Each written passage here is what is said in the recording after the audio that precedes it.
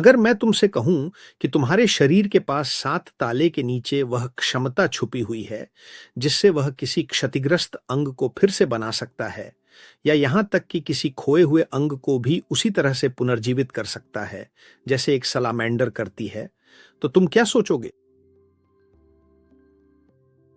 मुझे पता है, या मैं कल्पना कर सकता हूं कि अभी तुम्हें यह सब विज्ञान कथा जैसा लग रहा होगा, लेकिन टफ्ट्स विश्वविद्यालय की प्रयोगशालाओं में जीव विज्ञानी माइकल लेविन पहले ही यह कर चुके हैं कि वयस्क मेंढकों जो स्वाभाविक रूप से पुनर्जीवित नहीं हो सकते ने फिर से पूरी तरह से कार्यशील टांगें विकसित कर लीं, उनकी हड्डियों, नसों और मांसपेशियों के साथ।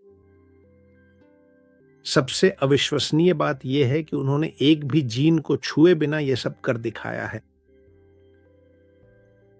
हम पिछले 7 दशकों से एक वैज्ञानिक तानाशाही के अधीन जी रहे हैं जो हमें बताती है कि हम अपने डीएनए के गुलाम हैं।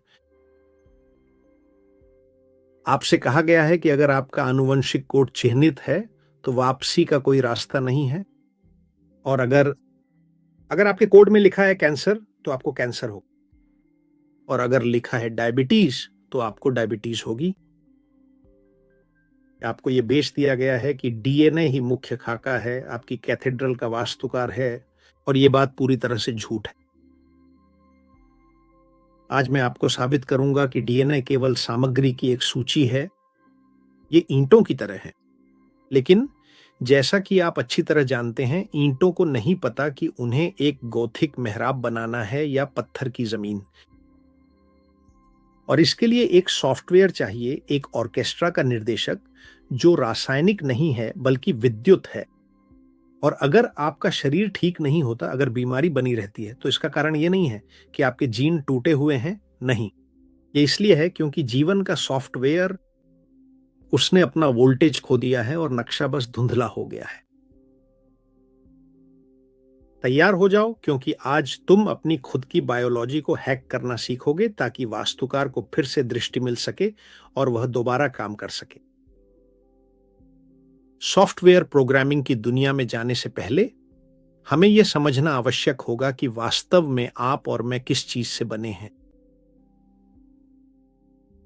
आइए सबसे बुनियादी चीज से शुरू करते हैं, वही जो आपको स्कूल में सिखाई गई थी, लेकिन जिसे किसी ने भी आपकी सेहत से जोड़ने की हिम्मत नहीं की, और इसीलिए किसी ने भी आपको यह नहीं बताया कि इसका आपकी जिंदगी के लिए असल मतलब क्या है। आपके शरीर की सारी वस्तु, आपकी हड्डियां, आपका खून, व डीएनए जिसके बारे में हम इतना बात करते हैं, ये सब परमाणुओं से बने हैं। और एक परमाणु, जैसा कि आप अच्छी तरह जानते हैं, ये 3 हिस्सों से बना होता है: प्रोटॉन, न्यूट्रॉन और केंद्र या इलेक्ट्रॉन। और ये सब एक दूसरे के चारों ओर घूमते रहते हैं। प्रोटॉन में धनात्मक आवेश होता है और यह केंद्र में होता है, यही स्थिरता है। न्यूट्रॉन में कोई आवेश नहीं होता और यह केवल द्रव्यमान प्रदान करता है। और इलेक्ट्रॉन में ऋणात्मक आवेश होता है और यह चारों ओर चक्कर लगाता है। तो अब इस बात पर ध्यान दीजिए, जीवन इलेक्ट्रॉनों के प्रवाह का नाम है। और जब मैं तुमसे उन लगभग -90 मिलीवोल्ट्स की सेलुलर वोल्टेज की बात करता हूं, तो असल में मैं तुम्हें यह बता रहा हूं कि तुम्हारी कोशिकाएं लगभग कितने इलेक्ट्रॉन अपने पास रख सकती हैं अगर तुम इलेक्ट्रॉन खो देते हो। धन्यवाद। इलेक्ट्रॉन खोने से तुम अपनी चार्ज खो देते हो, और अगर चार्ज खो गई तो परमाणु अस्थिर हो जाता है और तुम्हारे शरीर की रसायन प्रक्रिया गड़बड़ाने लगती है। जैसे एक भव्य कैथेड्रल, यानी तुम्हारा यह शरीर अब धीरे धीरे गिरने लगता है। इसीलिए मैंने H2O की बड़ी झूठ वाली पानी के वीडियो में तुमसे बार बार कहा था कि तुम्हारा शरीर एक बैटरी है, और आज हम देखेंगे कि उस ऊर्जा का इस्तेमाल कौन करता है ताकि तुम्हें वह रूप मिल सके जो तुम्हारे पास है। सबसे दिलचस्प बात यह है कि यह एक ऐसी चीज है जिसे काफी समय से जाना जाता है, लेकिन फिर भी यह भुला दी गई। और सबसे महत्वपूर्ण प्रश्न यह है कि हम इसे कैसे विस्मृत कर चुके हैं। तो इस विषय को गहराई से समझने और जानने के लिए चलो थोड़ा समय में अतीत में पीछे की ओर चलते हैं। 18वीं और 19वीं सदी में लुइगी गाल्वानी जैसे वैज्ञानिकों ने हमें दिखा दिया था कि बिजली शरीर का जीवनदायी तरल है। गाल्वानी ने देखा कि मेंढक की टांगें विद्युत प्रवाह से हिलती हैं और उन्होंने समझ लिया कि जीवन और बिजली एक दूसरे से अलग नहीं किए जा सकते, और उन्होंने इसे इसी तरह स्थापित किया। वे बायो इलेक्ट्रोमैग्नेटिज्म के अग्रणी थे, जो विज्ञान की मूल सीमा है जिसे बाद में हमने नजरअंदाज कर दिया। क्या हुआ था? देखो, सब कुछ 1950 के दशक में पूरी तरह बदल गया। 1953 में जेम्स वाटसन और फ्रांसिस क्रिक ने डीएनए की डबल हेलिक्स संरचना की खोज की, और वह इतना चमत्कारी क्षण था कि विज्ञान पूरी तरह से दीवाना हो गया। उस पल से वैज्ञानिकों ने बस यही किया कि सब कुछ रसायन और जीन का मामला मान लिया, और इसी तरह आनुवंशिक निर्धारणवाद का जन्म हुआ। यह तय कर लिया गया कि डीएनए सिर्फ कोशिका का एक हिस्सा नहीं है, बल्कि वह पूर्णता नशा है। यह विचार निस्संदेह आकर्षक और सरल था। यह कहता है कि हम एक रासायनिक निर्देश पुस्तिका का परिणाम हैं, और यह विचार कहता है कि आप डीएनए द्वारा संचालित रासायनिक प्रतिक्रियाओं के योगफल का परिणाम हैं। यानी अगर किताब में लिखा है ए, तो आप ए हैं और बस। इस दृष्टिकोण ने जीव विज्ञान, जो भौतिक घटक हैं, को भौतिकी से अलग कर दिया, जो कि ऊर्जा है, और हम शरीर को एक जटिल विद्युत प्रणाली के रूप में देखने से हटकर उसे केवल यांत्रिक हिस्सों और रासायनिक प्रतिक्रियाओं के संग्रह के रूप में देखने लगे। इस लड़ाई में कौन जीता? रिडक्शनिज्म। वैज्ञानिकों को यह विश्वास हो गया कि अगर हम आनुवांशिक कोड के हर अक्षर को पढ़ना सीख लें तो हम किसी भी बुराई या बीमारी का इलाज कर सकते हैं, और वे ये भूल गए कि बिना विद्युत धारा के अक्षरों की कोई आवाज नहीं होती। इस दृष्टिकोण के परिणाम विनाशकारी रहे हैं, बिल्कुल विनाशकारी। हम दशकों से खरबों डॉलर खर्च कर रहे हैं कैंसर जैसी बीमारियों का इलाज गलत जगह पर ढूंढने में। हम एक टूटे हुए जीन यानी जीवन की निर्देश पुस्तिका में किसी छोटी सी गलती को खोजने में पूरी तरह से जुनूनी और व्यस्त हो चुके हैं। लेकिन वास्तविकता तो यह है कि कैंसर वास्तव में कोशिकाओं के बीच होने वाले विद्युत संचार की एक बहुत बड़ी विफलता है। यह एक ऐसी कोशिका है जिसने वास्तुकार की बात सुनना बंद कर दिया है, क्योंकि बस उसकी सिग्नल ही खत्म हो गई है, और मैं तुम्हें यह समझाऊंगा। पहले ही 1920 के दशक में जेनेटिक्स के उभरने से पहले एक दूरदर्शी व्यक्ति अलेक्जेंडर गुरविच ने यह समझ लिया था कि यह किसी भी तरह से मेल नहीं खाता, कि केवल रसायन विज्ञान पर्याप्त नहीं है, और उन्होंने खोजा कि कोशिकाएं ऊर्जा के क्षेत्रों का अनुसरण करते हुए संगठित होती हैं। उन्होंने इन्हें मॉर्फोजेनेटिक फील्ड्स कहा। गुरविच जानते थे कि केवल रसायन विज्ञान से आकार की व्याख्या नहीं की जा सकती, और अगर आप उदाहरण के लिए एक केक के सभी सामग्री को एक बाउल में मिला दें तो केवल सामग्री होने भर से जादू से दिल के आकार का बेक किया हुआ केक नहीं बन जाएगा। आपको वह केक वैसा ही चाहिए जैसा आप चाहते हैं दिल के आकार में, तो उसके लिए एक सांचे की जरूरत होती है, और वह सांचा है बायो इलेक्ट्रिक फील्ड। सरल शब्दों में कहें तो बायो इलेक्ट्रिक फील्ड आपके शरीर का अदृश्य वाईफाई जैसा है। यह आपकी कोशिकाओं द्वारा उत्पन्न बिजली से बना एक सूचना मानचित्र है, जो आपके ऊतकों के आकार और उपचार का मार्गदर्शन करता है। ताकि आप समझ सकें कि वुरविट्ज और अन्य विद्युत अग्रणी हमें क्या बताने की कोशिश कर रहे थे, यह एक नेटवर्क है डेटा का।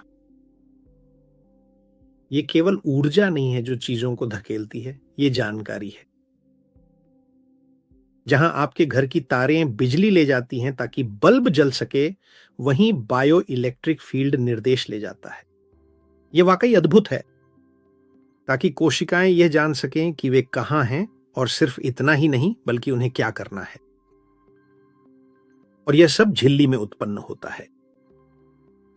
हर कोशिका एक छोटी बैटरी है और जब वे अपने अंदर और बाहर के बीच एक विभवांतर यानी वोल्टेज बनाए रखती हैं, जिसे झिल्ली वोल्टेज कहा जाता है, तो कोशिकाएं अपने चारों ओर एक बल क्षेत्र बनाती हैं जो उनके पड़ोसियों को प्रभावित करता है। यह शरीर का जीपीएस जैसा है और यह क्षेत्र एक स्टेम सेल को आमंत्रित करता है और उसे बताता है कि क्या उसे हड्डी का हिस्सा बनना है या त्वचा का हिस्सा बनना है। यह वह नक्शा है जो पदार्थ को बताता है कि तुम्हें यहां जाना है और वहां नहीं जाना है। बायोइलेक्ट्रिक क्षेत्र वह विद्युत बुद्धिमत्ता है जो तुम्हारी कोशिकाओं को बताती है कि उन्हें कैसे व्यवस्थित होना है ताकि तुम्हारा आकार इंसान जैसा हो और बिना आकार की कोई द्रव्यमान न बने। मुझे बताओ, कहो कि तुम हैरान हो क्योंकि यह वाकई हैरान करने वाला है, लेकिन तैयार हो जाओ क्योंकि आगे और भी बहुत कुछ आने वाला है। लेकिन फिलहाल मैं रुकना चाहता हूं ताकि जो कुछ मैंने अभी तुम्हें बताया है उसे तुम पूरी तरह समझ सको। मैं ऑर्केस्ट्रा की उपमा दूंगा, लेकिन उसी ऐतिहासिक संदर्भ के साथ जो हमने अभी देखा है। कल्पना करो एक शानदार सिम्फनी ऑर्केस्ट्रा की। डीएनए वे संगीतकार और उनके वाद्य यंत्र हैं जिनके पास संगीत बजाने की भौतिक क्षमता होती है। डीएनए में कोलेजन, इंसुलिन या हड्डी बनाने की जानकारी होती है, लेकिन बिना संगीतकारों के संगीत नहीं होता और इसलिए डीएनए बुनियादी है, लेकिन वह मुखिया नहीं है जैसा कि हमें बताया गया था। संगीत की स्कोर शीट्स यानी पार्टिटुरास रसायन विज्ञान है। ये वे निर्देश हैं कि किस समय संगीतकार को कौन सा सुर बजाना है। लेकिन यहां सवाल आता है, कौन तय करता है गति, तीव्रता, और कौन ये सुनिश्चित करता है कि एक ऑर्केस्ट्रा के 100 संगीतकार एक इकाई की तरह बजे? बहुत आसान, वह है ऑर्केस्ट्रा का निर्देशक। निर्देशक कोई वाद्य यंत्र नहीं बजाता, वह कोई जीन नहीं है, लेकिन फिर भी उसकी छड़ी के बिना संगीतकार केवल शोर ही करेंगे। तो वह ऑर्केस्ट्रा का निर्देशक वोल्टेज है, झिल्ली की क्षमता, जिसे वीएमईएम के नाम से जाना जाता है। जीवन का सॉफ्टवेयर दरअसल वही विद्युत क्षेत्र है जिसके बारे में मैंने बताया कि वह कोशिकाओं को घेरता है, और वास्तव में यह एक सूचना का नक्शा है जो डीएनए को बताता है, अब तुम कोलेजन के संगीतकार जोर से बजाओ क्योंकि हमें यह घाव भरना है। अगर वोल्टेज गिरकर -40 मिलीवोल्ट या -30 मिलीवोल्ट हो जाता है तो निर्देशक अपनी संगीत पत्रिका देखना बंद कर देता है, लय खो देता है, और संगीतकार, जो कि जीन है, बस अपने अपने हिसाब से बजाने लगते हैं। और यही है अराजकता, यही है पुरानी बीमारी। ऐसा ना हो, इसके लिए हमें वोल्टेज बनाए रखना जरूरी है। और यहीं पर नमक और खनिजों की आपूर्ति यानी इलेक्ट्रोलाइट्स का महत्व समझ में आता है, पानी के माध्यम से और साथ ही साथ ग्राउंडिंग यानी पृथ्वी से जुड़ाव के जरिए भी, ताकि उन अतिरिक्त प्रोटॉनों को मुक्त किया जा सके जिनके बारे में मैंने तुम्हें पिछले वीडियो में बताया था। ये सिर्फ भलाई के सुझाव नहीं हैं, बल्कि तुम्हारे ऑर्केस्ट्रा निर्देशक के लिए विद्युत संरचना का बुनियादी रखरखाव है। लेकिन हमें यहीं नहीं रुकना चाहिए। जैसा कि मैंने कहा, आज तुम कुछ और भी ज्यादा चौंकाने वाली चीज जानने वाले हो। आज तुम जानोगे, जैसा कि माइकल लेविन ने दिखाया है, अगर तुम ऑर्केस्ट्रा के निर्देशक को एक इलेक्ट्रिक मेगाफोन दे दो तो तुम ऑर्केस्ट्रा को फिर से स्वास्थ्य की सिम्फनी बजाने के लिए प्रेरित कर सकते हो, भले ही संगीतकारों को लगे कि वे अब ऐसा करना भूल चुके हैं। अगर निर्देशक को सही उपकरण मिल जाए तो वह विद्युत मानचित्र को इस तरह से नियंत्रित कर सकता है कि अंगों और ऊतकों का पुनर्जनन किया जा सके, जैसे हम केवल प्रकाश के नक्शे का उपयोग करके एक असली कैथेड्रल को फिर से बना रहे हों। अगर वॉटसन और क्रिक ने हार्डवेयर के हिस्सों यानी डीएनए पर ध्यान केंद्रित किया था, तो माइकल लेविन ने उस कोड पर ध्यान दिया है जो इन्हें काम करने के लिए प्रेरित करता है। और ताकि तुम समझ सको कि यह माइकल लेविन कौन है, वे समकालीन जीव विज्ञान की सबसे आकर्षक हस्तियों में से एक हैं और उनकी शिक्षा भी पारंपरिक नहीं रही है। उनका जन्म 1969 में मॉस्को में हुआ था और बहुत कम उम्र में वे संयुक्त राज्य अमेरिका चले गए थे। वे केवल जीव विज्ञानी ही नहीं हैं, बल्कि उनका कंप्यूटर विज्ञान में भी पृष्ठभूमि है और कृत्रिम बुद्धिमत्ता में भी। और यही दोहरी दृष्टि उन्हें कोशिकाओं को केवल रसायन के छोटे थैलों के रूप में नहीं, बल्कि असली सूचना प्रोसेसर के रूप में देखने की अनुमति देती है। वर्तमान में वे टफ्ट्स विश्वविद्यालय के जीव विज्ञान विभाग में प्रतिष्ठित वैनिवर बुश प्रोफेसर हैं और वहीं वे एलन डिस्कवरी सेंटर का भी नेतृत्व करते हैं, जो कि वे हार्वर्ड विश्वविद्यालय के प्रतिष्ठित वीस संस्थान में एसोसिएट फैकल्टी भी हैं। उन्होंने 430 से अधिक सहकर्मी समीक्षित लेख प्रकाशित किए हैं, यानी इसका अर्थ यह है कि उनके अध्ययन अन्य वैज्ञानिकों की सबसे कठोर जांच से गुजरने के बाद प्रकाशित हुए हैं और उनके कार्य नियमित रूप से प्रकाशित होते हैं। दुनिया की सबसे महत्वपूर्ण वैज्ञानिक पत्रिकाओं में, जैसे Nature, Cell, Proceedings of the National Academy of Science and Trends in Cell Biology. Michael कोई सिद्धांत गढ़ने वाले व्यक्ति नहीं हैं और न ही वे ऐसे व्यक्ति हैं जिन्हें जानकारी न हो। उन्होंने बायो इलेक्ट्रिक फील्ड के नियंत्रण और ऊतकों के पुनर्जनन के बारे में जो कुछ भी कहा है, उसे उन्होंने पूरी तरह से सिद्ध किया है। ये प्रयोगशाला में सिद्ध किया गया है, जहां उन्होंने सचमुच उस सॉफ्टवेयर को हैक किया है जो जीवित प्राणियों को, जैसे कि आप और मैं, आकार देता है। और उदाहरण के तौर पर भ्रूण विकास में बाएं दाएं विषमता पर उनके काम को हाल ही में नेचर पत्रिका ने पिछले सदी के विकासात्मक जीव विज्ञान में एक मील का पत्थर बताया है। तो ये हैं वे मुख्य बिंदु, वे प्रमुख विचार जो उनके काम को परिभाषित करते हैं। पहला, जीव विज्ञान को एक गणना, कंप्यूटेशन के रूप में देखना। लेविन शरीर को केवल, जैसा कि मैंने कहा, रसायन के छोटे छोटे थैलों के रूप में नहीं देखते, बल्कि एक पूरी सूचना प्रसंस्करण, इंफॉर्मेशन प्रोसेसिंग नेटवर्क के रूप में देखते हैं। उनके लिए कोशिकाएं मिनी कंप्यूटरों की तरह हैं जो आपस में संवाद करती हैं। वे विद्युत संकेतों के माध्यम से यह तय करने के लिए संवाद करती हैं कि शरीर का आकार कैसा होना चाहिए। इसके बाद उनके लिए कोशिकाओं की सामूहिक बुद्धिमत्ता को समझना भी महत्वपूर्ण है। उनकी सबसे बड़ी खोज यह है कि कोशिकाएं केवल ईंटें नहीं हैं जो किसी जीन के आदेशों का पालन करती हैं और एक के बगल में एक रखी जाती है। ऐसा नहीं है। उनके लिए, और उन्होंने यह साबित भी किया है, वे बुद्धिमान एजेंट हैं जो मिलकर काम करते हैं। वे एक टीम की तरह मिलकर काम करती हैं। और जैव विद्युत क्षेत्र वह भाषा है जिसका उपयोग वे मतदान करने और निर्णय लेने के लिए करती हैं। यहां एक आंख होगी और यहां एक टांग।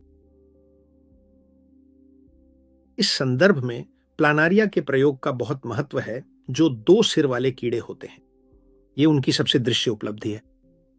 लेविन ने यह साबित किया कि एक सपाट कीड़े के विद्युत क्षेत्र को बदलकर वह वहां दूसरी सिर उगा सकता था जहां पूंछ होनी चाहिए थी। और सबसे आकर्षक बात यह है कि उसने डीएनए को छुआ भी नहीं। कीड़े का डीएनए अब भी यही कह रहा था कि केवल एक सिर होना चाहिए, लेकिन विद्युत मानचित्र यानी सॉफ्टवेयर 2 कह रहा था। और शरीर ने मानचित्र का पालन किया तो सिर दिखाई दिए। इसके बाद एक और आवश्यक तत्व है प्रेरित पुनर्जनन। उन्होंने यह हासिल किया है कि जिन मेंढकों की एक टांग नहीं थी, वे पूरी तरह से अपनी टांग को पुनः उत्पन्न कर लें, सिर्फ एक पैच लगाकर, जो कोशिकाओं के आयनों में हेरफेर करता है। यह उन्हें पुनर्निर्माण का निर्देश देता है। और इसमें, धन्यवाद, आपकी मुख्य सोच क्या है? वह कहते हैं और साबित करते हैं कि डीएनए तो केवल सामग्री की सूची है, लेकिन बायो इलेक्ट्रिक फील्ड असल में वास्तुकार है।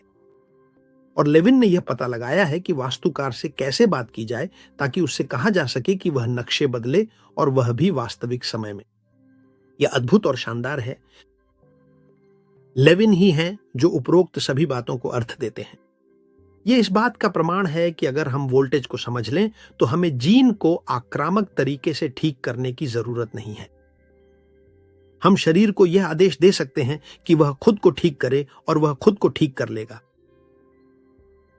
पूरी तरह से तैयार हो जाइए, क्योंकि इस वीडियो को देखने के बाद तुम कभी भी अपने खून की मेडिकल जांच या शरीर के एक्सरे को फिर कभी पुराने और साधारण नजरिए से नहीं देखोगे।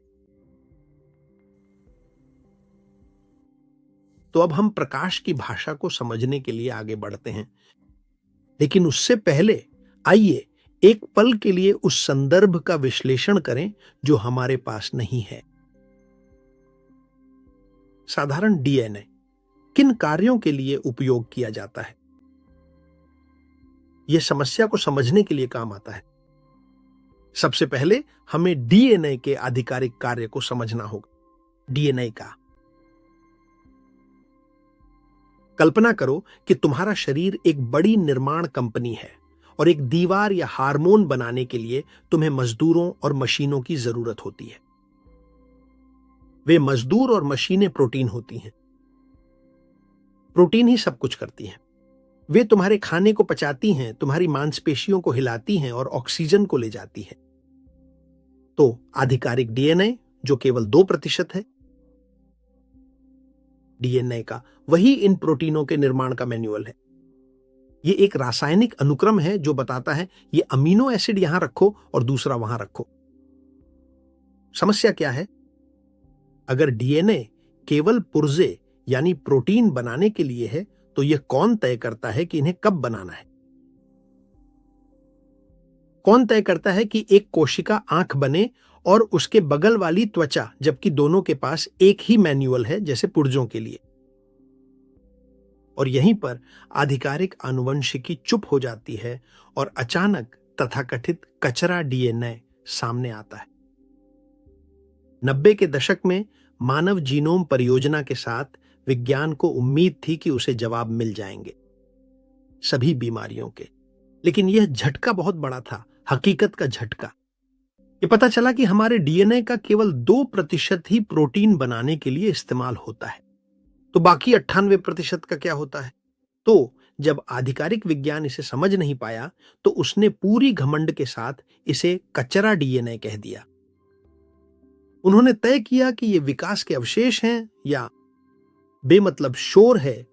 लेकिन जरा सोचो, सच में क्या तुम्हें लगता है कि प्रकृति, जो ब्रह्मांड की सबसे कुशल इंजीनियर है, तुम्हें हर समय ऊर्जा खर्च करने के लिए मजबूर करेगी ताकि तुम्हारे खरबों कोशिकाओं में 98% कचरा बार बार कॉपी और बनाए रखा जाए? यह पूरी तरह से बेतुका है। अब यह आसान है और यह भी सच है, अब इसे समझना आसान है। तो गुर्दविट्स को 21वीं सदी से जोड़ते हुए यही हमारे मुख्य पात्रों की एंट्री होती है। पिछले वीडियो में मैंने तुम्हें रूसी प्रतिभा पीटर गरायेव के बारे में बताया था, जो वेव जेनेटिक्स के जनक हैं, और आज हम उन्हें उल्रीके ग्रानोगर से जोड़ेंगे, जो एक शोधकर्ता हैं और जीव विज्ञान तथा क्वांटम फिजिक्स के बीच सेतु बना रही हैं। वे लोग, उन्होंने अलेक्जेंडर गुरविट्स की विरासत को आगे बढ़ाया, जो कि वही व्यक्ति थे जिनके बारे में मैंने पहले बताया था, मॉर्फोजेनेटिक फील्ड्स के विशेषज्ञ। और गुरविट्स का कहना था कि जीवन का स्वरूप रसायन शास्त्र में नहीं है। उन्होंने यह महसूस किया, और गरायेव तथा ग्रानोगर ने जो किया वह यह था कि उन्होंने यह पता लगाया कि वह सांचा या खाका दरअसल उसी 98% डीएनए में लिखा है जिसे कभी कचरा कहा गया था। और जो उन्होंने साबित किया है वह यह है कि डीएनए असल में एक भाषा है, यानी ध्यान दें, कंप्यूटेशनल लिंग्विस्टिक्स। और उन्होंने यह कैसे जाना? बहुत ही सरल, क्योंकि उन्होंने कंप्यूटेशनल लिंग्विस्टिक्स लागू की। कंप्यूटेशनल लिंग्विस्टिक्स गणितीय एल्गोरिदम का उपयोग करती है किसी भाषा की संरचना का विश्लेषण करने के लिए, यानी यह मापती है कि टुकड़े किस तरह से व्यवस्थित होते हैं ताकि उनका अर्थ बन सके। और देखिए कितना दिलचस्प है, जब इस जंक डीएनए को इन एल्गोरिदम से गुजारा गया, गरायेव ने यह नहीं माना कि यह एक भाषा है, बल्कि उसने इसे गणितीय रूप से मापा। और फिर क्या हुआ? उसने एक अद्भुत चीज की खोज की। पता चला कि वह 98% शोर नहीं है, बल्कि वह मानव भाषा की ही तरह व्याकरण और वाक्य रचना के नियमों का पालन करता है। यह कोई रसोई की रेसिपी नहीं है, यह एक साहित्यिक पाठ है। यानी डीएनए वास्तव में एक संचार कोड है जो केवल टुकड़े ही नहीं बल्कि प्रबंधन के आदेश भी रखता है। यह ऑपरेटिंग सिस्टम है जो तय करता है कि प्रोटीन के मैनुअल के कौन से पन्ने खुलेंगे और कौन से बंद रहेंगे। और यह पाठ रासायनिक संपर्क से नहीं बल्कि तरंगों, फ्रीक्वेंसी से पढ़ा जाता है। तो अब इसी समय पर उलरिके ग्रानोवर ने एक अत्यंत प्रभावशाली मास्टर स्ट्रोक खेल दिया। वह बताती हैं कि डीएनए वास्तव में एक लिक्विड क्रिस्टल है। और आप कहेंगे कि ऐसे एक लिक्विड क्रिस्टल है। असल में यह पदार्थ की एक अवस्था है, बिल्कुल वैसे ही जैसे आपके मोबाइल की स्क्रीन में होती है, जो एक तरल की तरह बहती है लेकिन एक क्रिस्टल की तरह पूरी तरह से व्यवस्थित रहती है। डीएनए की यह विशिष्ट संरचना ही दुनिया में एकमात्र ऐसी रचना है जो डीएनए को सूचना और बिजली का एक अत्यंत उत्कृष्ट संवाहक बनाती है, एक ही समय में। और इसके अलावा यह एक एंटीना भी है। लेकिन यह एंटीना क्यों है? असल में अपनी डबल हेलिक्स संरचना और विद्युत आवेश के कारण डीएनए एक फ्रैक्टल एंटीना की तरह काम करता है। यानी इसे इलेक्ट्रोमैग्नेटिक तरंगों को प्राप्त करने और प्रसारित करने के लिए डिजाइन किया गया है, और वह भी बहुत सारी अनगिनत तरंगे। जब डीएनए यानी एंटीना ऊर्जा प्राप्त करता है तो कुछ जादुई होता है। यह एक जैविक लेजर में बदल जाता है। और यहां आप मुझसे यह भी पूछेंगे कि जैविक लेजर क्या है? असल में एक सामान्य बल्ब के विपरीत जो हर दिशा में प्रकाश उत्सर्जित करता है, जो मूल रूप से अव्यवस्थित प्रकाश है, डीएनए सुसंगत प्रकाश उत्सर्जित करता है। यानी सभी फोटॉन एक साथ कंपन करते हैं, जिससे जानकारी को लंबी दूरी तक बिना किसी हानि के स्थानांतरित और परिवहन किया जा सकता है। और बायोफोटॉन क्या है? ये वे अत्यंत सूक्ष्म प्रकाश कण हैं जिन्हें आपकी कोशिकाएं उत्सर्जित करती हैं। यह शायद वह प्रकाश नहीं जो कमरा रोशन करे, बल्कि केवल निर्देश ले जाने वाला प्रकाश है। और ताकि आप देख सकें कि यह सिर्फ एक सिद्धांत नहीं है। याद कीजिए वह प्रयोग जो मैंने आपको ग्राइव का बताया था। उन्होंने डीएनए को एक पात्र में रखा, उसे लेजर से प्रकाशित किया और फिर डीएनए को हटा दिया। भौतिक रूप से पात्र में कुछ भी नहीं था, लेकिन फिर भी खाली स्थान में प्रकाश हेलिक्स के रूप में बना रहा। और इसका क्या मतलब है? तो इसका अर्थ यह है कि भौतिक डीएनए केवल हार्डवेयर है, लेकिन सॉफ्टवेयर यानी कि खाका एक प्रकाश और ऊर्जा की संरचना है जो जब आपको कोई बीमारी होती है तो विद्युत शोर मूल रूप से उस प्रकाश के खाके को विकृत कर रहा होता है। और अब हम सब कुछ जोड़ने जा रहे हैं ताकि आप समझ सकें कि वास्तव में आपके पास कितनी शक्ति है। सबसे पहले माइकल लेविन हमें बताते हैं कि झिल्ली का वोल्टेज ही ऑर्केस्ट्रा का निर्देशक है, वह शक्ति जो संगीत को बजने देती है। दूसरे, उलरिके ग्रानोगर हमें बताती हैं कि डीएनए वह एंटीना है जो संगीत की धुन यानी प्रकाश का खाका प्राप्त करता है। और वह खाका सूचना का नक्शा है जो बताता है कि यहां एक स्वस्थ भुजा होगी।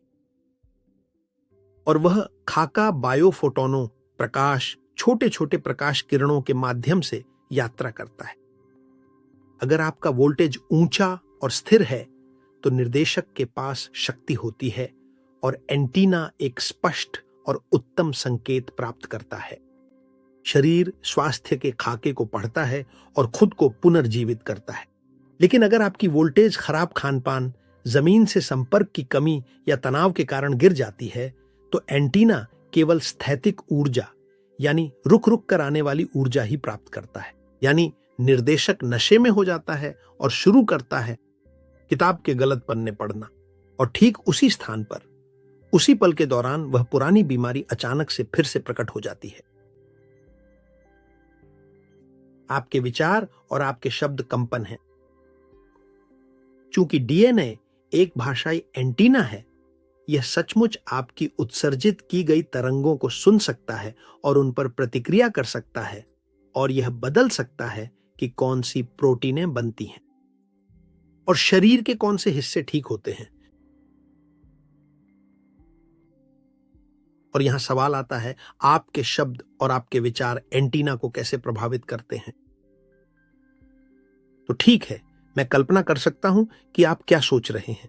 आप कहेंगे, जोश मारिया, यह सब बहुत काव्यात्मक लगता है, लेकिन एक शब्द कैसे डीएनए की एक भौतिक अणु को बदल सकता है? इसका जवाब जादू नहीं है, इसे अनुनाद, रेजोनेंस कहते हैं। और एक भौतिक पुल है जिसे सोलिटॉन कहा जाता है। ताकि कोई शब्द या विचार डीएनए तक पहुंच सके, उसे निस्संदेह एक वाहन की आवश्यकता होती है, और भौतिकी में उस वाहन को सोलिटॉन कहा जाता है। सोलिटॉन क्या है? यह एक ध्वनि या ऊर्जा की एक ऐसी तरंग है जो इतनी स्थिर होती है कि वह आपके शरीर के पानी में लंबी दूरी तक बिना विकृत हुए और बिना जानकारी खोए यात्रा कर सकती। आप कल्पना कीजिए एक परिपूर्ण लहर की, जो पूरे महासागर को पार कर जाए बिना टूटे। तो जब आप बोलते हैं तो आप एक आवृत्ति उत्सर्जित करते हैं। मैं अभी एक आवृत्ति उत्सर्जित कर रहा हूं, और जब आप सोचते हैं तो आपके मस्तिष्क में एक विद्युत पैटर्न उत्पन्न होता है, और ये कंपन सोलिटॉन बनाते हैं जो आपके शरीर के संरचित जल में यात्रा करते हैं और डीएनए तक पहुंचते हैं। और चूंकि डीएनए एक तरल क्रिस्टल है, यह इन तरंगों या सोलिटॉन पर प्रतिक्रिया करता है और सहानुभूति में कंपन करता है। अगर जो आवृत्ति डीएनए तक पहुंचती है वह शांति की है, तो डीएनए खुल जाता है और स्वास्थ्य के मैनुअल का एक हिस्सा पढ़ा जा सकता है। अगर वह तनाव या डर की है, तो डीएनए सिकुड़ जाता है और मौन हो जाता है। और पीटर गराएव ने इसे वैज्ञानिक तरीके से सिद्ध किया।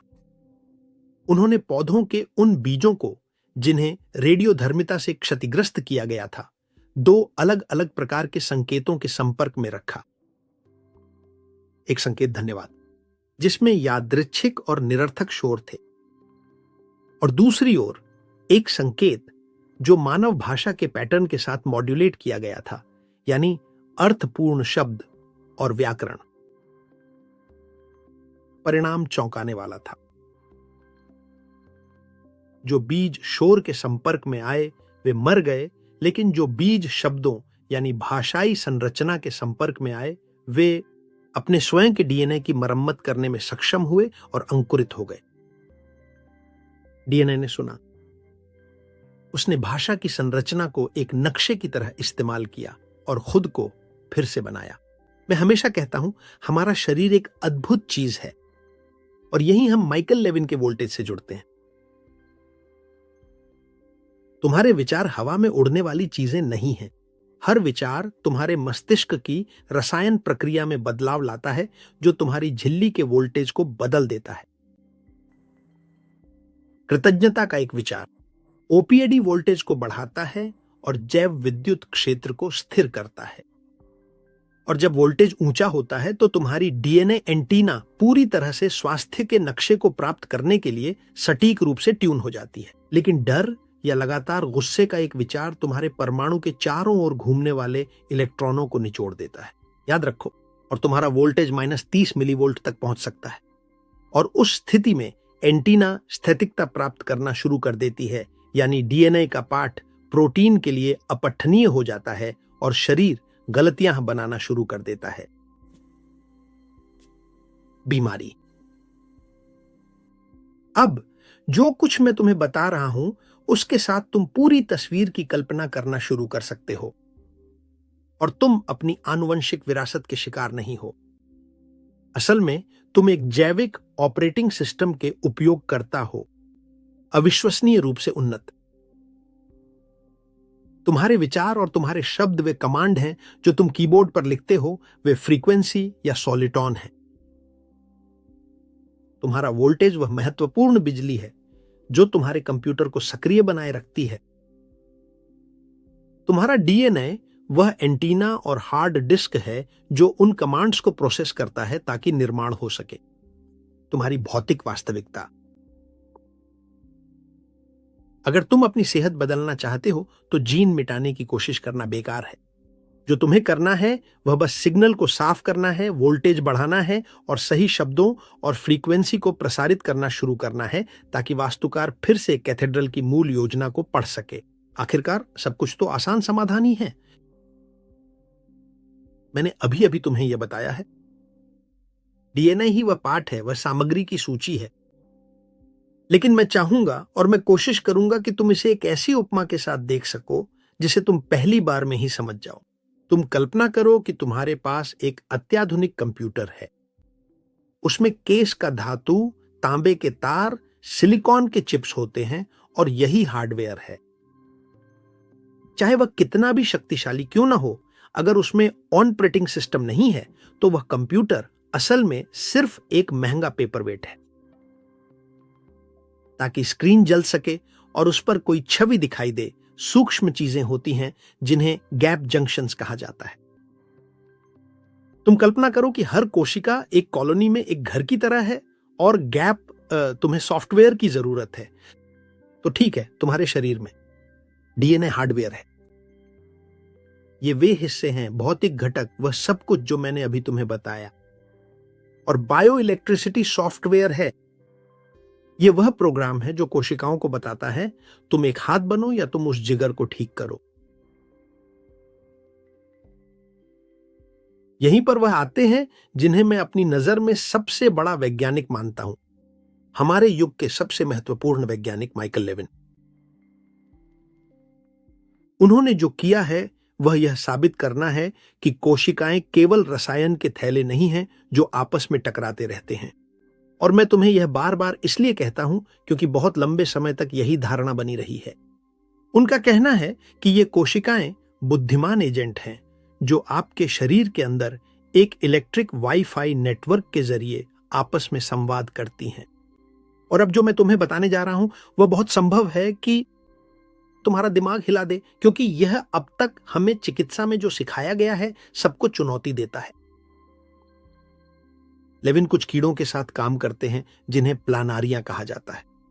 ये पुनर्जनन के महान उस्ताद हैं। अगर आप एक प्लानारिया को बीच से काट दें तो सिर अपनी पूंछ को और पूंछ अपना सिर फिर से बना लेती है। यहीं तक आधिकारिक जीव विज्ञान कहेगा ठीक है, यह सामान्य है, यह उनके जीन में है, प्लानारिया के जीन में। लेकिन लेविन ने एक हैकर की तरह एक चाल चली। उसने एक प्लानारिया ली, उसे काटा और जब वह पुनर्जनन कर रही थी तब उसने उसके जीन को नहीं छुआ। उसने न तो जेनेटिक इंजीनियरिंग का इस्तेमाल किया और न ही उसके डीएनए को बदला। उसने बस घाव के क्षेत्र में आयनों के प्रवाह यानी विद्युत आवेश को बदल दिया। और ऐसा करने के लिए उसने इस्तेमाल किया कुछ दवाएं जो मूल रूप से विद्युत चैनलों को खोलती या बंद करती हैं।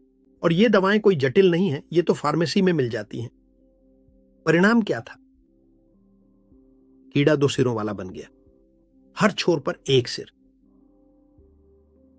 और यहां सच में हैरान कर देने वाली बात यह है कि जब लेविन ने उस दो सिर वाले कीड़े को फिर से काटा, इस बार बिना किसी तरह की बिजली लगाए फिर से दो सिर वाले कीड़े पैदा हो गए। निष्कर्ष चौंकाने वाला है। कीड़े के जीन अब भी यही कहते हैं, यहां एक सिर आएगा। लेकिन पता चला कि विद्युत मानचित्र को फिर से प्रोग्राम कर दिया गया है और यह दिखाता है कि आकार की स्मृति अब उसके जीन में नहीं थी। अब कोशिकाओं के पास यह विद्युत स्मृति है कि शरीर में दो सिर होने चाहिए। यानी तुम्हारे आकार की स्मृति डीएनए में दर्ज नहीं है, वह तुम्हारे बायोइलेक्ट्रिक क्षेत्र में दर्ज है। और शायद आप सोच सकते हैं, अगर कोई तार नहीं है तो कोशिकाएं यह जानकारी एक दूसरे को कैसे देती है? वे ऐसा करती हैं। कुछ टनल जंक्शनों के माध्यम से ये गुप्त दरवाजे हैं जो सभी घरों के कमरों को जोड़ते हैं। और इसका काम यह है कि पूरी कॉलोनी एक ही जीव की तरह काम करे। ये कुछ ऐसा है जैसे एक लगातार चलने वाला ग्रुप चैट जिसमें वोल्टेज के बारे में नोट्स भेजे जाते हैं। वे एक दूसरे से कहती हैं, सुनो, यहां त्वचा का एक टुकड़ा गायब है, कोलेजन बनाना शुरू करो। सावधान रहो, सेक्टर 4 में वोल्टेज -30 मिलीवोल्ट तक गिर गया है, हम कनेक्शन खो रहे हैं। माइकल लेविन ने यह साबित किया है कि अगर आप उस चैट को ब्लॉक कर दें तो कोशिकाएं भूल जाती हैं कि उन्हें क्या करना है और आकार खो जाता है। लेकिन अगर आप चैनल को साफ और सही वोल्टेज के साथ बनाए रखते हैं, यानी लगभग -90 मिलीवोल्ट, जो आपकी सेहत की बुनियाद है, तो शरीर को बिल्कुल पता होता है कि खुद को कैसे ठीक करना है। और यह सिर्फ कीड़ों के लिए नहीं है, यह तुम्हारी और मेरी सेहत का भविष्य है। बिल्कुल। प्रेरित पुनर्जनन। लेविन ने यह कर दिखाया है कि वयस्क मेंढकों में फिर से पूरी टांगें विकसित हो जाएं और मेंढक स्वाभाविक रूप से टांगें पुनर्जीवित नहीं करते। यानी ये उन कीड़ों जैसे नहीं हैं जिनके बारे में मैंने तुम्हें बताया था, ये हमारे जैसे हैं। फिर भी जब उस बायोरिएक्टर यानी सिलिकॉन के एक तरह के पैच को लगाया जाता है जो घाव पर सही वोल्टेज बनाए रखता है, तो स्टेम सेल्स को एक स्पष्ट आदेश मिलता है, काम पूरा करो। और विद्युत क्षेत्र कोशिकाओं को हड्डी, नस और मांसपेशियां पूरी तरह से व्यवस्थित तरीके से बनाने के लिए मार्गदर्शन करता है। और यहां आती है सबसे बड़ी सीख, कैंसर के बारे में सबसे महत्वपूर्ण बात। लेविन ने यह साबित किया है कि एक कैंसर कोशिका बस एक ऐसी कोशिका है जो शरीर के वाईफाई से कट गई है। जब उसके गैप जंक्शंस बंद हो जाते हैं तो वह कोशिका अब विद्युत मानचित्र के आदेश नहीं लेती और बस समुदाय के प्रति अंधी हो जाती है और खुद को एक स्वतंत्र जीव मानने लगती है, और इसलिए वह जीवित रहने के लिए बिना नियंत्रण के बढ़ने लगती है। यह एक ऐसी कोशिका है जो भूल गई है कि वह एक इंसान का हिस्सा है। यानी मूल रूप से कैंसर एक विद्युत अमनेसिया है। जब उसके गैप जंक्शंस बंद हो जाते हैं तो वह कोशिका यह याद खो देती है कि वह एक मानव शरीर का हिस्सा है। वह अंधी हो जाती है, विद्युत स्तर के प्रति और एक स्वतंत्र जीव की तरह व्यवहार करने लगती है। तो हैरानी की बात यह है कि लेविन ने सिर्फ उन कोशिकाओं में सही वोल्टेज फिर से इंजेक्ट करके भ्रूणों में ट्यूमर को उलटने में सफलता पाई है। उसने उन्हें मारने के लिए कीमोथेरेपी का इस्तेमाल नहीं किया। उसने जो किया वह यह था कि बिजली का उपयोग करके उन्हें यह याद दिलाया कि वे कौन हैं। सही वोल्टेज फिर से इंजेक्ट करने और लगभग -90 मिलीवोल्ट का वोल्टेज वापस पाने पर कैंसर कोशिका अपनी याददाश्त वापस पा लेती है और फिर से ग्रुप चैट से जुड़ जाती है। वह विभाजित होना बंद कर देती है और फिर से एक सामान्य कोशिका बन जाती है। अब समझ में आया कि मैं अपने हर एक पिछले वीडियो में वोल्टेज पर इतना जोर क्यों देता हूं। तुम्हारी सेहत कोई जेनेटिक लॉटरी नहीं है, तुम्हारी सेहत एक विद्युत संगति है। अगर तुम्हारा वोल्टेज गिर जाता है तो नक्शा धुंधला हो जाता है, और अगर नक्शा धुंधला है तो वास्तुकार रास्ता भटक जाता है, और अगर वास्तुकार रास्ता भटक जाए तो बीमारी या अराजकता आ जाती है। तुम्हारा डीएनए वास्तव में हार्डवेयर है, लेकिन सॉफ्टवेयर पर तुम्हारा नियंत्रण है। और अब मैं तुम्हें कुछ व्यावहारिक टूल्स की एक छोटी सी श्रृंखला बताने जा रहा हूं ताकि तुम आज से ही अपना वोल्टेज बढ़ाना और अपनी एंटीना की सिग्नल को साफ करना शुरू कर सको। और ताकि तुम्हें कोई संदेह न रहे, हम जो करने जा रहे हैं वह है, हम जीवन भर जो सुनते आए हैं उसे और माइकल लेविन और उलरिके ग्रानोवर की आज की विज्ञान जो साबित कर रही है, उन्हें आमने सामने रखेंगे। अगर तुम ये देख रहे हो और समझना चाहते हो कि तुम्हारी सेहत क्यों नहीं सुधर रही है, इस सोच के बदलाव पर ध्यान दो। और यहां मैं तुम्हारे साथ बिल्कुल स्पष्ट होना चाहता हूं, यह न तो कोई व्यक्तिगत राय है और न ही कोई वैकल्पिक सिद्धांत। यह सब, जैसा कि मैंने पहले भी बताया है, सख्त, आधुनिक और प्रमाणित वैज्ञानिक शोधों पर आधारित है। जैसे कि मैंने तुम्हें समझाया है, उदाहरण के लिए माइकल लेविन के मामले में। अंतर पर ध्यान दो। डीएनए के बारे में, जहां पुरानी सोच यह कहती थी कि यह सर्वोच्च प्रमुख और वास्तुकार है, वहीं आज की विज्ञान हमें यह दिखाती है कि यह केवल सामग्री की सूची है और वह एंटीना है जो संकेत प्राप्त करता है। तुम्हारी या मेरी भूमिका के बारे में पहले तुम्हें बताया जाता था कि तुम अपनी विरासत के एक निष्क्रिय शिकार हो, और आज के आंकड़े ये कहते हैं कि नियंत्रण तुम्हारे हाथ में है। तुम अपने खुद के सॉफ्टवेयर के प्रोग्रामर हो। इस बीमारी के संबंध में जहां पहले रासायनिक या यांत्रिक विफलता की तलाश की जाती थी, अब हम समझते हैं कि वास्तव में संचार विफलता मौजूद है। इलेक्ट्रिक कैंसर के बारे में, यह अब कोई ऐसा जीन नहीं है जो बेतरतीब ढंग से टूट जाता है, बल्कि एक ऐसी कोशिका है जिसने शरीर के वाईफाई से अपना कनेक्शन खो दिया है। और इसका समाधान केवल केमिकल पैच, गोलियों या दवाओं तक ही सीमित नहीं है। यह रिकवरी के बारे में है।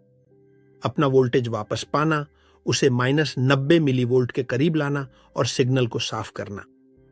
जैसा कि आप समझ सकते हैं, सोचने के तरीके में फर्क बहुत बड़ा है।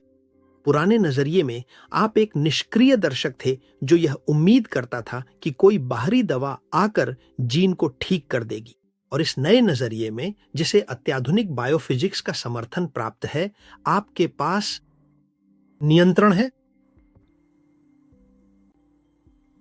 अगर समस्या सॉफ्टवेयर और वोल्टेज की है, तो विज्ञान हमें पहले ही सिखा रहा है कि वह प्रोग्राम कैसे काम करता है। इसका मतलब है कि आपके पास वास्तव में हस्तक्षेप करने की क्षमता है।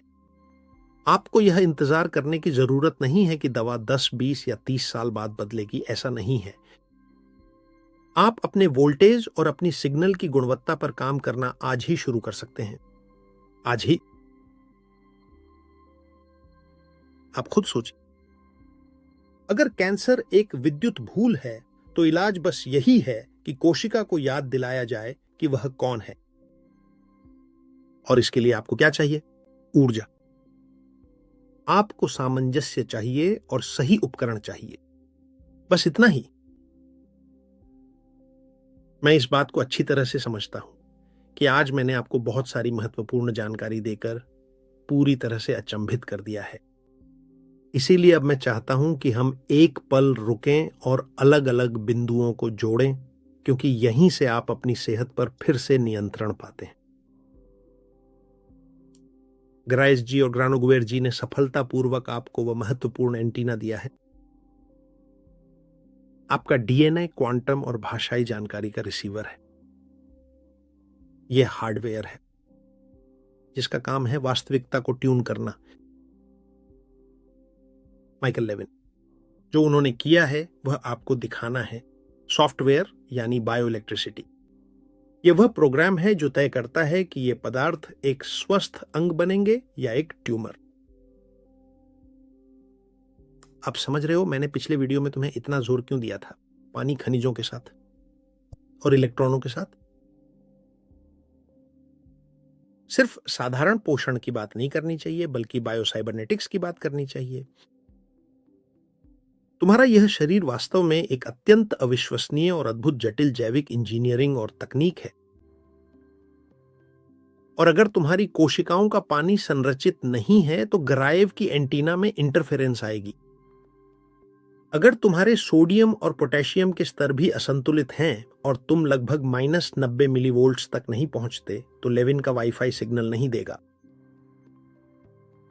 और जब सिग्नल नहीं होता, तो आर्किटेक्ट नक्शा नहीं पढ़ सकता। अक्सर हम सोचते हैं कि उपचार कोई रहस्यमय चीज है या यह किस्मत पर निर्भर करता है, लेकिन ये अनुभवी वैज्ञानिक हमें निरंतर यही समझाने का प्रयास कर रहे हैं कि पुनर्जनन वास्तव में एक पूरी तरह से जटिल और उन्नत तकनीकी प्रक्रिया है। तुम्हारा शरीर अच्छी तरह जानता है कि एक गुर्दा कैसे बनाना है या बिना कोई निशान छोड़े हड्डी को कैसे जोड़ना है। उसने ये एक बार पहले ही किया है, जब तुम अपनी मां के गर्भ में थे। नक्शा अब भी वही है, वह अब भी उसके पास है। वह उस विद्युत क्षेत्र में सुरक्षित है जो तुम्हारी सभी कोशिकाओं को घेरता है। यह मूल निर्देश पुस्तिका का हिस्सा है। और समस्या यह है कि हम इलेक्ट्रॉनों के एक रेगिस्तान में रहते हैं। हम चारों ओर विद्युत चुंबकीय शोर से घिरे हुए हैं और हमारे अंदर की रसायन प्रक्रिया भी है, इतनी अम्लीय कि नक्शा धुंधला हो जाता है। अपनी सेहत वापस पाना बीमारी से लड़ना नहीं है, यह बहुत अधिक सरल है। यह सफाई करना है, संकेत को साफ करना, ताकि जीवन का सॉफ्टवेयर फिर से सही ढंग से चल सके। और मैं दोहराता हूं, यह सब विज्ञान है। तो फिर हम अपने ऑपरेटिंग सिस्टम को हैक करना कैसे शुरू करें? आज ही, क्योंकि आप हमेशा कहते हैं कि और अधिक स्पष्ट होना चाहिए, तो चलिए ऐसा ही करते हैं। तुम्हें किसी प्रयोगशाला की जरूरत नहीं है, तुम्हें बस इन 4 स्तंभों में निरंतरता चाहिए, जो मैं अब तुम्हें बताने जा रहा हूं। ध्यान से नोट करो, क्योंकि यहां जो मैं तुम्हें बताने जा रहा हूं, उसमें लेविन और गरायेव का विज्ञान तुम्हारी रोजमर्रा की दिनचर्या बन जाता है। पहला, इलेक्ट्रॉनों की आपूर्ति, यानी अपनी बैटरी को चार्ज करना। अगर तुम्हारी बैटरी चार्ज नहीं होती, उसमें चार्ज नहीं है, तो जीवन नहीं है। और तुम्हारी प्राथमिकता इलेक्ट्रॉनों को वापस पाना और अतिरिक्त प्रोटॉनों को बाहर निकालना है, जो तुम्हारे शरीर में सूजन पैदा करते हैं। और इसके लिए दूसरा, ग्राउंडिंग, यानी धरती से संपर्क। घास पर नंगे पांव चलो, रेत या गीली मिट्टी पर चलो, कम से कम अगर कर सको तो रोज 20 या 30 मिनट। यह कोई फैशन नहीं है, यह एक भौतिक विद्युत डिस्चार्ज है। जो तुम कर रहे हो वह है अपने सिस्टम को अनंत बैटरी से जोड़ना, जो कि धरती है, ताकि अपने वोल्टेज को स्थिर कर सको, मेम्ब्रेन को लगभग -90 मिलीवोल्ट तक। तीसरा, सूर्य का प्रकाश। सुबह की रोशनी में जाओ, बिना सनग्लासेस और बिना किसी फिल्टर या क्रीम के। सूरज के फोटोन तुम्हारी माइटोकॉन्ड्रिया के लिए असली ऊर्जा विनिमय की मुद्रा है। तुम्हारा डीएनए एक फ्रैक्टल एंटीना है, जिसे ट्रांसमिट करने के लिए एक लिक्विड क्रिस्टल की जरूरत होती है। और अगर तुम्हारी कोशिकाओं का पानी मृत है, तो सिग्नल नहीं पहुंचेगा। इसलिए अपने पानी की संरचना बनाओ। धन्यवाद। अपने पानी की, अगर संभव हो तो सीधे नल का पानी न पिएं। इसे पीने से पहले हिलाएं, उसमें एक भंवर बनाएं या कुछ मिनट के लिए कांच की बोतल में धूप में रख दें। यह तब है जब आप आइसोटोनिक पानी नहीं ले सकते। पांचवां, कोशिकीय हाइड्रेशन। अपने पानी में एक चुटकी अच्छी गुणवत्ता वाली समुद्री नमक या हिमालयन नमक डालें। मैं सेल्टिक या ब्रेटन नमक का उपयोग करता हूं। याद रखें कि विद्युत चालकता इस बात पर निर्भर करती है कि पानी में ऐसे खनिज हों जो संकेत को ले जा सके। यही चीज चालकता को बढ़ावा देती है। बिना नमक के पानी असल में एक इंसुलेटर है, लेकिन नमक के साथ यह एक बेहतरीन कंडक्टर बन जाता है। इसके बाद सिग्नल की स्वच्छता की चिंता करें, यानी शोर को साफ करें। हम हर तरफ से ऐसी तरंगों से घिरे हुए हैं जो हमारे बायोइलेक्ट्रिक क्षेत्र को गंदा करती हैं। और हमारे पास है, हमें उस आंतरिक वाईफाई को, जिसके बारे में मैंने तुम्हें बताया है, बाहरी शोर से बचाना है। रात में अच्छी तरह से डिस्कनेक्ट करने की कोशिश करो। अगर तुम्हारा राउटर बिस्तर के पास है, तो रात में उसे बंद कर दो और मोबाइल को कमरे के बाहर रखो या फ्लाइट मोड पर डाल दो। तुम्हारे बायोइलेक्ट्रिक क्षेत्र को ऑटो रिपेयर प्रोग्राम बिना किसी हस्तक्षेप के चलाने के लिए रात की शांति की जरूरत होती है। इसके बाद सॉलिटॉन के भाषा की बात आती है। अपने आंतरिक संवाद का ध्यान रखो, क्योंकि डीएनए तुम्हारे विचारों की व्याकरण को सुनता है, चाहे तुम मानो या ना मानो। और उदाहरण के लिए, बीमारी के बारे में बात करते समय स्वामित्व सूचक शब्दों से बचो। मेरी बीमारी या मेरा दर्द कहना बंद करो। मेरा कहने पर तुम ऑपरेटिंग सिस्टम को स्वामित्व की एक निर्देश दे रहे हो, जबकि वह तुम्हारी बीमारी नहीं है, वह बस बीमारी है। अपने शरीर से उसकी क्षमता और पुनरुत्पादन के संदर्भ में बात करना शुरू करो। यह चीज जो हमें परेशान कर रही है, लेकिन जिसे हम हल करने वाले हैं, खनिजों की संप्रभुता, यानी वायरिंग। जैसा कि मैंने तुम्हें बताया था, खनिज तुम्हारे शरीर के तांबे के तारों की तरह हैं। अगर तार कटे फटे हैं या मौजूद ही नहीं हैं तो लेविन की ऑर्केस्ट्रा नहीं बज पाएगी। और इसमें उदाहरण के लिए मैग्नीशियम और पोटेशियम बहुत महत्वपूर्ण हैं, क्योंकि ये वोल्टेज के बड़े संरक्षक हैं। जैसा कि मैंने पहले भी तुम्हें बताया है, पंप, सोडियम पोटेशियम पंप एक असली जल विद्युत बांध की तरह काम करता है। यह लगातार 3 सोडियम आयन बाहर निकालता है और 2 पोटेशियम आयन अंदर लेता है, और यही अंतर हमारे शरीर में विद्युत शक्ति क्षेत्र बनाता है। अगर तुम्हारे पास पर्याप्त पोटेशियम या मैग्नीशियम नहीं है तो मोटर चालू नहीं होती। वह बड़ा बांध टूट जाता है, वोल्टेज गिर जाता है और कोशिका अपनी पहचान खो देती है। और ठीक उसी समय अचानक कोई गंभीर बीमारी आ जाती है। सुनिश्चित करें कि आप इन खनिजों से भरपूर खाद्य पदार्थों का सेवन करें या आवश्यकता हो तो सप्लीमेंट लें, क्योंकि यही वे तत्व हैं जो सोडियम पोटेशियम पंप को चालू रखते हैं, ताकि हर कोशिका अपनी विद्युत आवेश को बनाए रख सके। याद रखें कि मैग्नीशियम बहुत जरूरी है, क्योंकि सोडियम पोटेशियम पंप को ऊर्जा यानी एटीपी की जरूरत होती है, जिसके बारे में मैंने आपको बताया है, ताकि वह काम कर सके। और एटीपी केवल तभी जैविक रूप से सक्रिय होता है जब वह मैग्नीशियम आयन से जुड़ा हो। इसके बिना बैटरी चार्ज नहीं होती। मैं आपको कुछ खाद्य पदार्थों के उदाहरण देता हूं। कद्दू के बीज, ये मैग्नीशियम की रानी है। इनका एक छोटा सा मुट्ठी भर आपकी कोशिकाओं के लिए जबरदस्त ऊर्जा प्रदान करता है। पालक और हरी पत्तेदार सब्जियां, क्लोरोफिल अणु के बिल्कुल मध्य भाग में मैग्नीशियम तत्व विद्यमान रहता है। यह वास्तव में पौधों के जीवनदायी रक्त के समान ही महत्वपूर्ण है, और जितना अधिक हरी होगी पत्ती, उतना ही अधिक वोल्टेज वह प्रदान करेगी। स्वादिष्ट बादाम और पौष्टिक काजू, इनमें स्वस्थ वसा होती है जो खनिजों से भरपूर होती है, जो कि चालक है। यह आपको चौंका देगा। डार्क चॉकलेट, लेकिन कम से कम 85% कोको के साथ। यह मैग्नीशियम और एंटीऑक्सीडेंट्स प्रदान करने का एक स्वादिष्ट तरीका है, जो आपकी कोशिका झिल्ली की रक्षा करते हैं। दूसरी ओर पोटेशियम वह आयन है जिसे कोशिका के अंदर होना चाहिए, ताकि लगभग -90 मिलीवोल्ट का वह ग्रेडियंट बना रहे। हम ऐसे समाज में रहते हैं जो बहुत अधिक सोडियम यानी परिष्कृत टेबल सॉल्ट और बहुत कम पोटेशियम का सेवन करता है, और इससे वोल्टेज कम हो जाता है। एवोकाडो में केले की तुलना में कहीं अधिक पोटेशियम होता है, और साथ ही ये ऐसी वसा प्रदान करता है जो एंटीना के इंसुलेटर यानी झिल्ली की मरम्मत करती है। शकरकंद या आलू उबला हुआ और ठंडा किया हुआ, जैसे कि शानदार रूसी सलाद, यह पोटेशियम और रेजिस्टेंट स्टार्च का एक उत्कृष्ट स्रोत है, जो आपकी बैक्टीरिया के लिए भी है, जो इसके अलावा बिजली भी उत्पन्न करते हैं।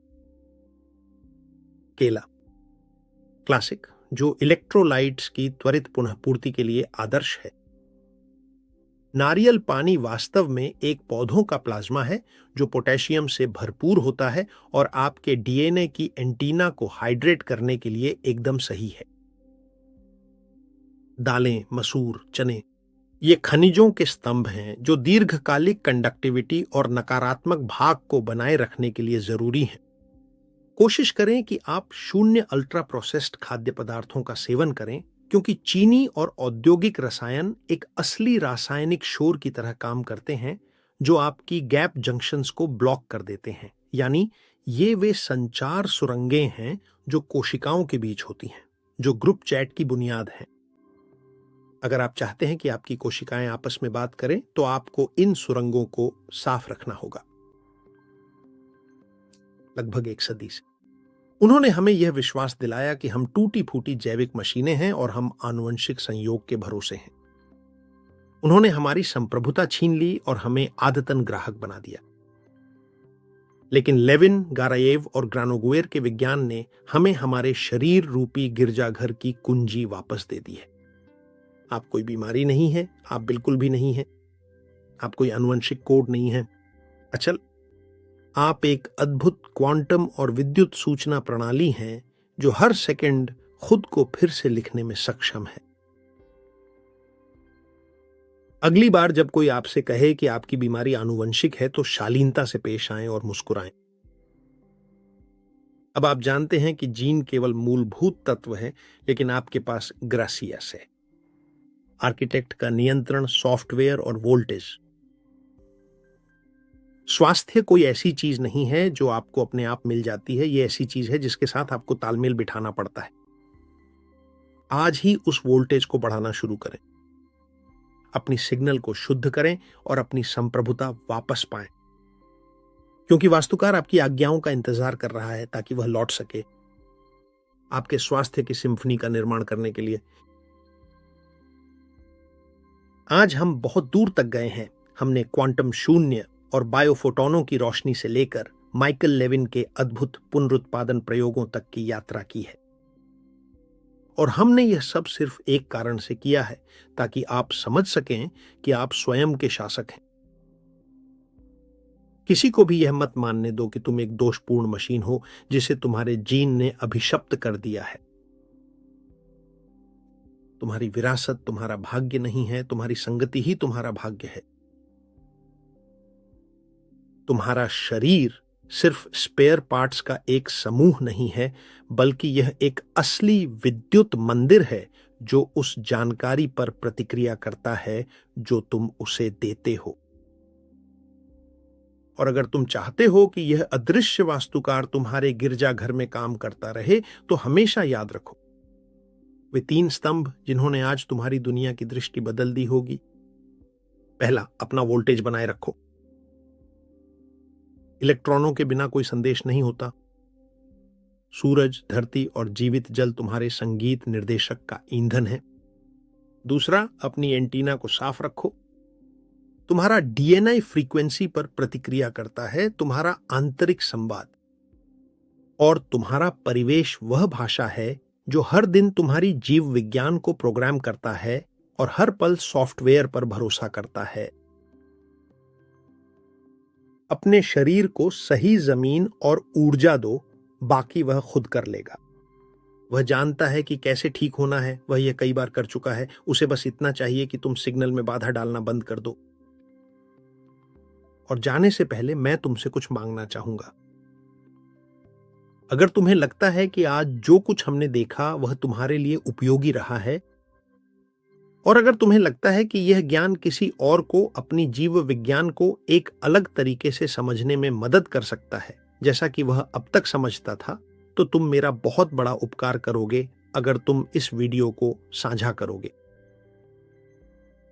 मेरा एकमात्र उद्देश्य यह है कि हम में से अधिक लोग यह समझें कि स्वास्थ्य हमारे अपने हाथों में है।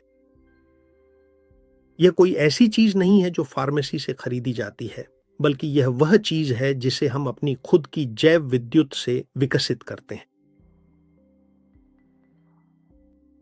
इस अद्भुत यात्रा में मेरे साथ रहने के लिए धन्यवाद, जो पुनर्निर्माण की ओर है, तुम्हारे अपने कैथेड्रल की और निश्चित रूप से मेरे भी।